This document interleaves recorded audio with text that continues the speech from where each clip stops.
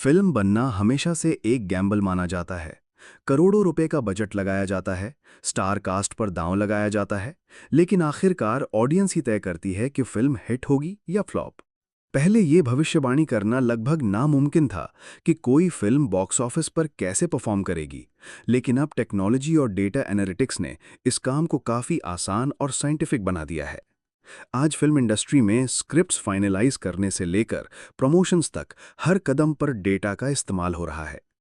Audience का test समझने के लिए social media, search trends, streaming platforms और पास्ट बॉक्स ऑफिस कलेक्शंस को ट्रैक किया जाता है। लाखों लोगों की चॉइसेस का पैटर्न निकालकर ये देखा जाता है कि किस तरह की कहानी ऑडियंस ज़्यादा देख रही है, कौन सा जॉनरा चल रहा है, कौन से एक्टर का क्रेज बढ़ रहा है और किस तरह की म्यूजिक प्रेफरेंस है। आर्टिफिशियल इंटेलिजेंस इस डेटा को प्रोसेस करके प्रिडिक्शन देती है। उदाहरण के लिए, अगर किसी डायरेक्टर की पिछली 5 फिल्म्स का ट्रेंड देखा जाए, तो एआई बता सकती है कि उनकी अगली फिल्म किस तरह परफॉर्म कर सकती है। सिमिलरली, किसी एक्टर की पॉपुलैरिटी, उनकी पिछली फिल्म्स की परफॉर्मेंस और सोशल मीडिया एंगेजमेंट को देखकर यह अंदाज़ा लगाया जाता है कि ऑडियंस उनकी नई फिल्म देखने थिएटर तक जाएगी या नहीं। नेटफ्लिक्स और अमेज़न प्राइम जैसी ओटीटी कंपनीज ने तो डेटा साइंस का इस्तेमाल एक नेक्स्ट लेवल पर पहुंचा दिया है। ये प्लेटफॉर्म्स यूज़र की व्यूइंग हिस्ट्री, लाइक्स, डिसलाइक्स और वॉच टाइम ट्रैक करके ये डिसाइड करते हैं कि किस तरह की फिल्म या सीरीज प्रोड्यूस करनी है। इसी वजह से आप देखेंगे कि नेटफ्लिक्स अक्सर आपको वही फिल्म्स रेकमेंड करता है जिनका जॉनरा आपने पहले देखा है। इसी डेटा से ओटीटी प्लेटफॉर्म्स ये भी डिसाइड करते हैं कि कौन सा शो या फिल्म ग्रीन लाइट करनी है और किसे रिजेक्ट करना है। हॉलीवुड और बॉलीवुड में अब प्रोडक्शन हाउसेस भी स्क्रिप्ट सिलेक्शन के समय एआई मॉडल्स का इस्तेमाल कर रहे हैं।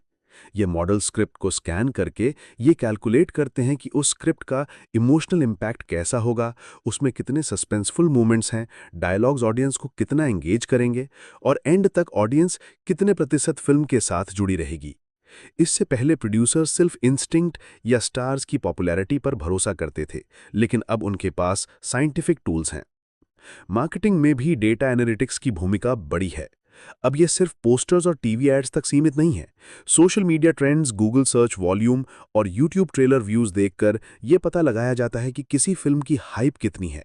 अगर ट्रेलर रिलीज होते ही लाखों लोग उसे देख रहे हैं, उस पर पॉजिटिव कमेंट्स आ रहे हैं और मीम्स वायरल हो रहे हैं, तो प्रोड्यूसर समझ जाते हैं कि फिल्म की ओपनिंग स्ट्रांग होगी। वहीं नेगेटिव बज़ आने पर पहले से डैमेज कंट्रोल की प्लानिंग की जाती है।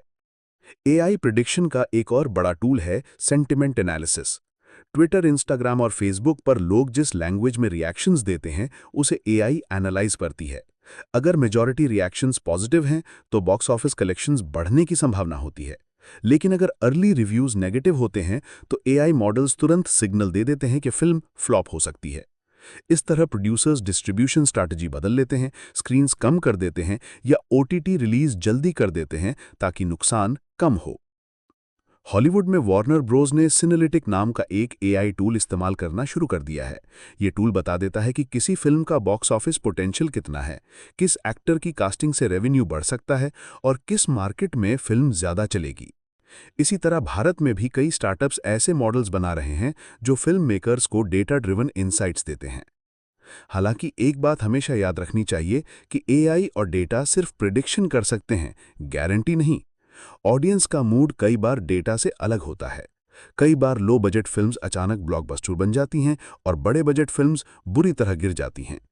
कंटेंट का मैजिक अब भी सबसे बड़ी ताकत है। टेक्नोलॉजी ने फिल्म मेकर्स को एक तरह से सेफ्टी नेट जरूर दिया है। अब वे अंदाजा लगा सकते हैं कि फिल्म किस हद तक चलेगी या फेल होगी, लेकिन फाइनल डिसीजन अब भी ऑडियंस के दिल और दिमाग पर ही निर्भर करता है। डेटा और एआई बस यही बता सकते हैं कि रिस्क कितना है और किस तरह उसे कम किया जा सकता है।